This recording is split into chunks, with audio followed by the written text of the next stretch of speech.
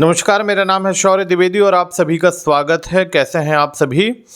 कल मुख्यमंत्री नीतीश कुमार 10वीं बार मुख्यमंत्री की शपथ ग्रहण करेंगे।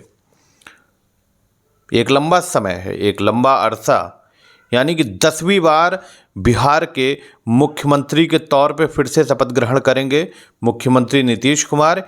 यानी कि राज्यपाल को उन्होंने कहा कि जो त्यागपत्र है पहले एक हाथ से तभी सौंपूंगा जब एक हाथ से हम जो हमारा शपथ पत्र है लूँगा, तभी तमाम राज्य के मुख्यमंत्री आएंगे, तमाम केंद्रीय मंत्री आएंगे, आला हर एक दल के नेता आएंगे।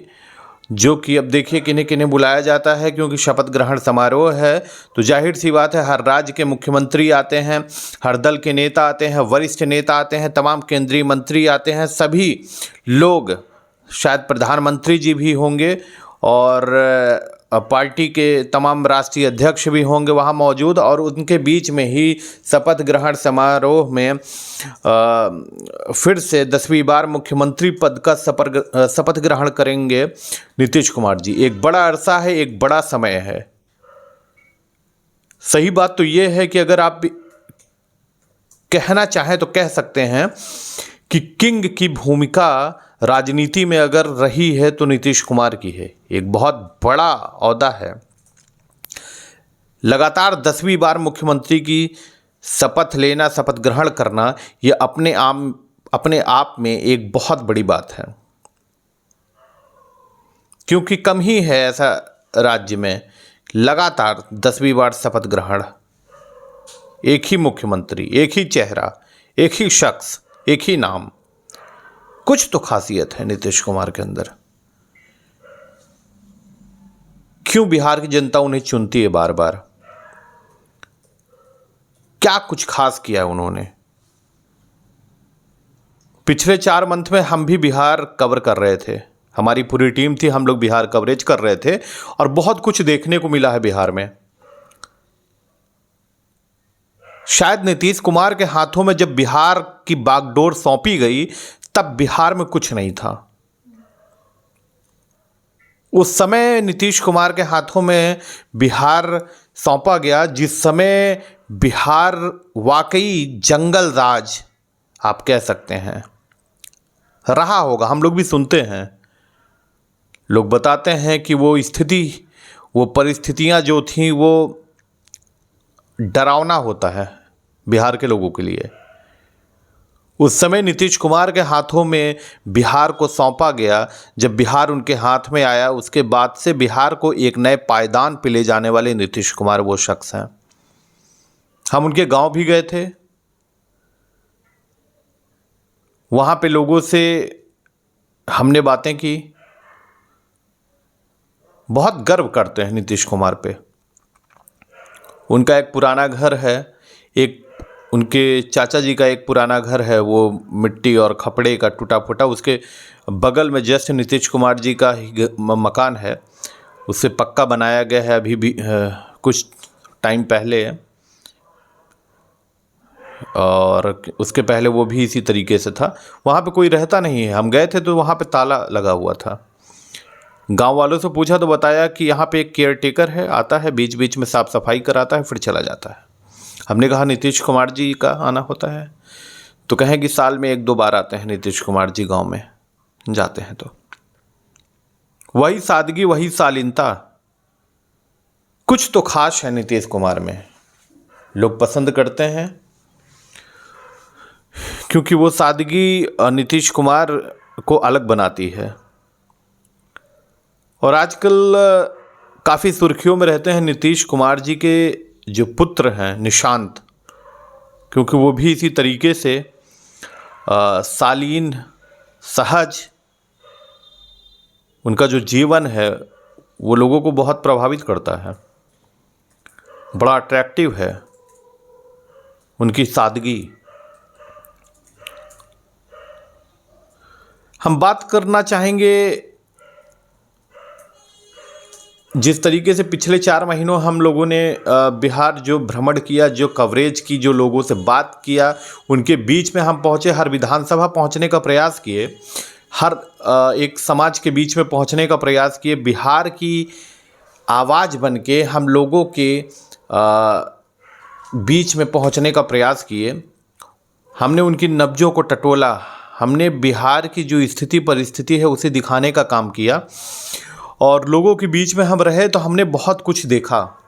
हमने मुसहर समाज की वो स्थिति भी देखी। हम हर एक वर्ग से मिले, हर एक समाज से मिले, पासवान समाज से मिले। आज बड़ी बात है कि केंद्रीय मंत्री हैं चिराग पासवान जी, और उनके अब 5 सांसद हैं, अब 18-19 विधायक भी हो गए हैं। तो बहुत अच्छा उनकी राजनीति चल रही है, बहुत अच्छा उनका प्रयास चल रहा है, उनका काम भी चल रहा है।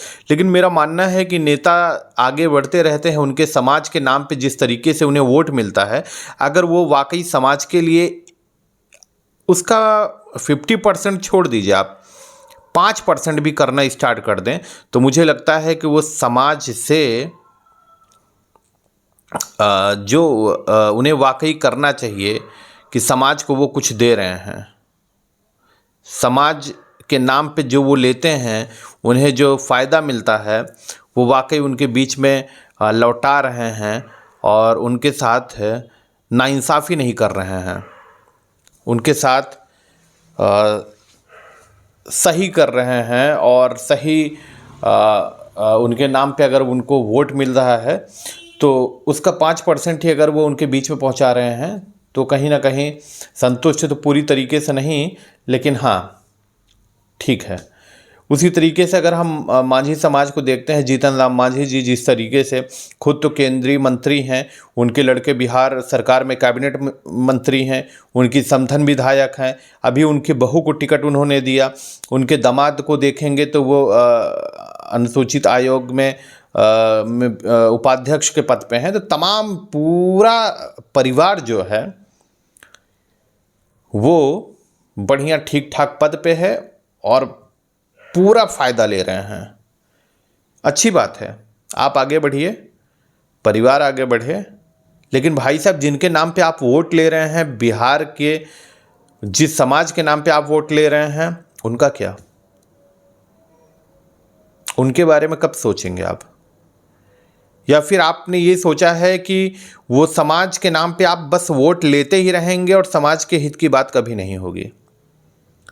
हालांकि हमने जीतन राम मांझी जी से फिर इंटरव्यू करने का प्रयास किया था, हालांकि हुआ नहीं, और ये हम फिर से कोशिश में रहेंगे कि वो जब भी मिले तो उनसे हमारे सवालात जरूर होंगे उनके समाज को लेकर के।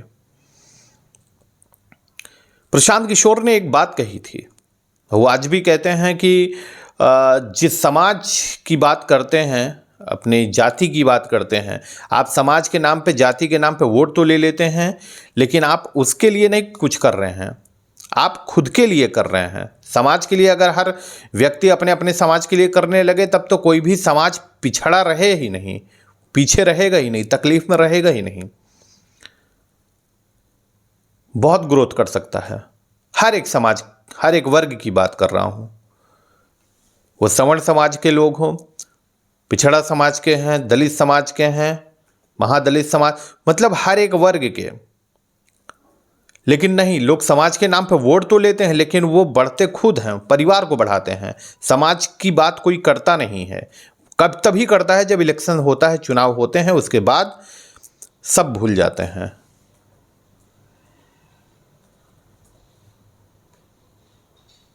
कब तक ऐसा चलता रहेगा? बिहार के लोग बड़े भोले हैं, बड़े अच्छे हैं, बहुत सरल हैं, बहुत सहज हैं, लेकिन उनके भोलेपन का कब तक फ़ायदा उठाते रहेंगे ये नेता? कब समझेंगे आप उनकी पीड़ा को, उनकी दुर्दशा को?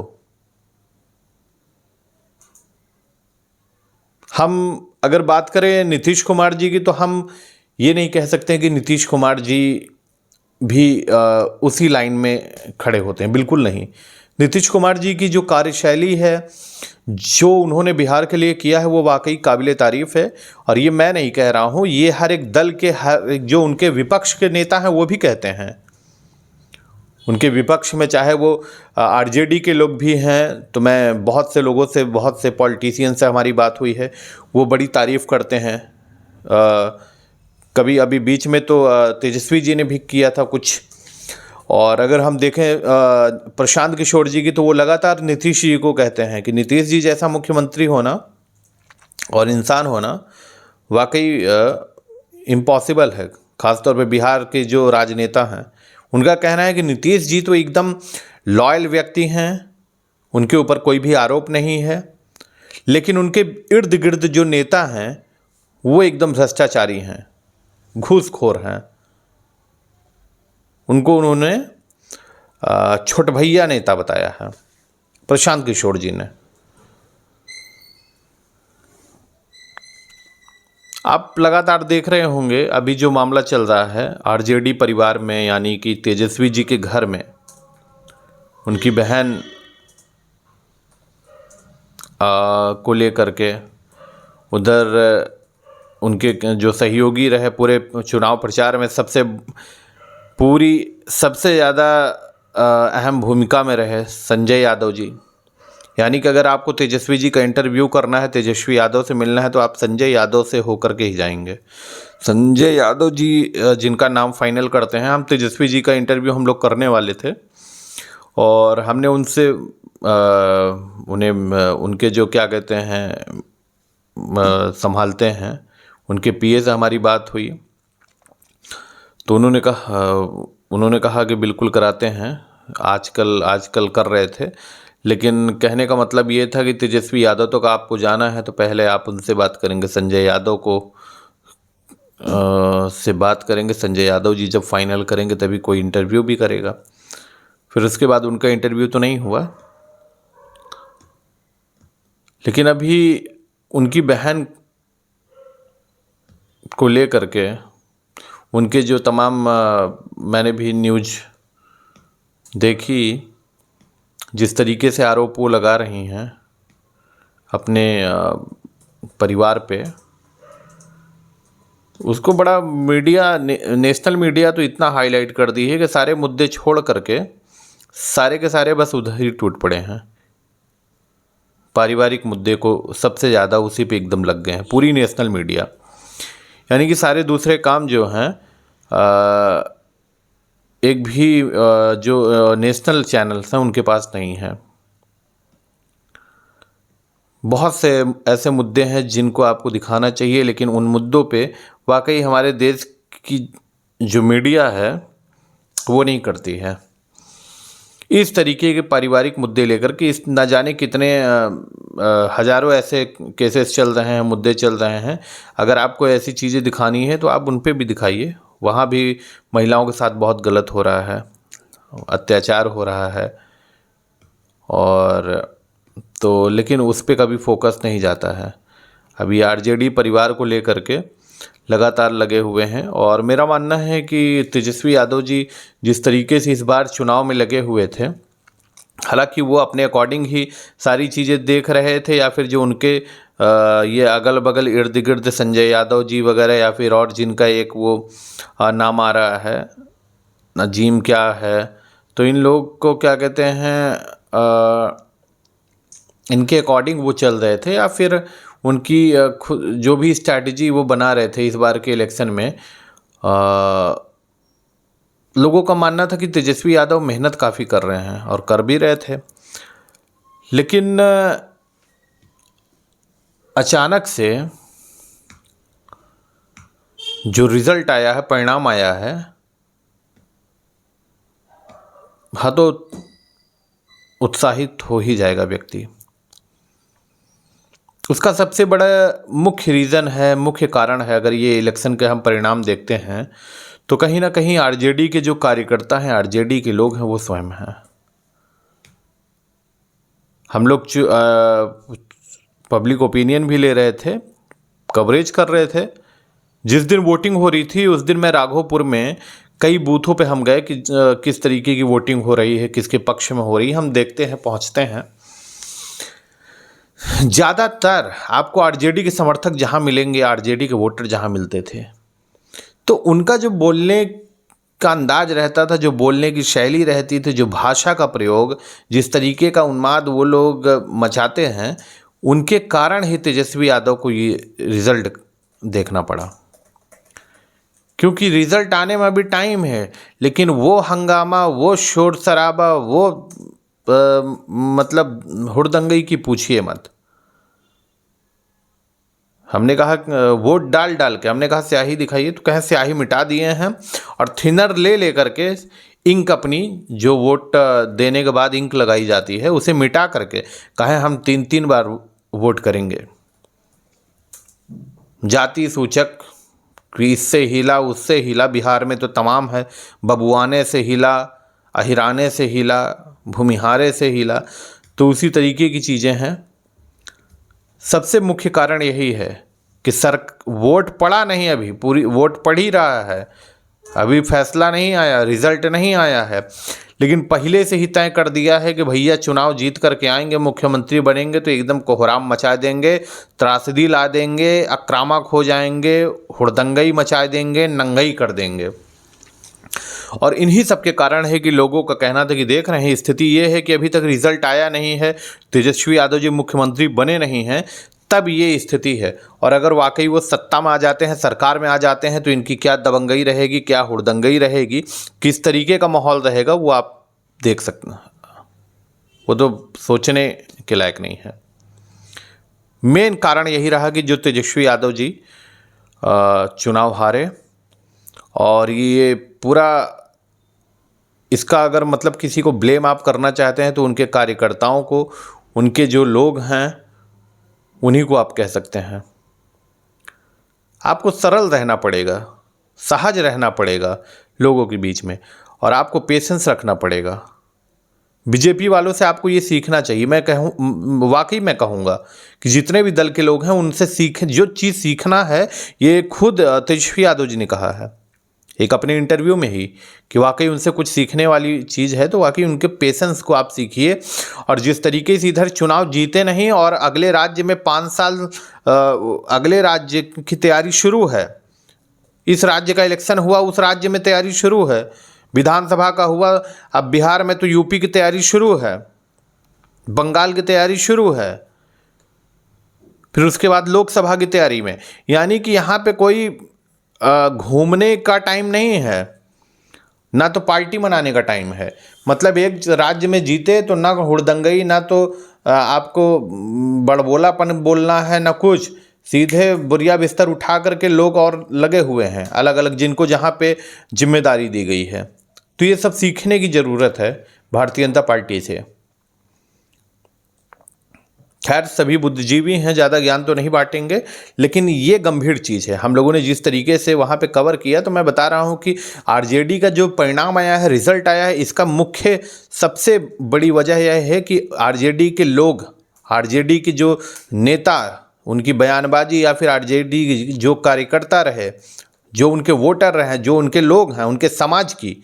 क्योंकि आप अभी वोट नहीं पड़ा है, अभी कुछ रिजल्ट नहीं आया है, पहले ही इतनी हुड़दंगई, ये कर देंगे वो कर देंगे, तो लोगों को लगा कि भाई स्थिति ये है कि अभी देखो वोट पड़ा नहीं है, अभी वो सत्ता में आए नहीं है, तब ये दशा है। और अगर वाकई सत्ता में आ जाएंगे तो क्या दशा होगी। तो ये सोचने की ज़रूरत है, इसमें सुधार करने की ज़रूरत है। तमाम ऐसे ही नए नए मुद्दों पे अब हम बीच में बात करते रहेंगे, और आप लोग ज़रूर हमसे जुड़ते रहिए इसी तरीके से। और कहाँ जो भी सही गलत है, अपनी राय कमेंट बॉक्स में ज़रूर दीजिए। आप सभी को शुभ रात्रि, प्रणाम।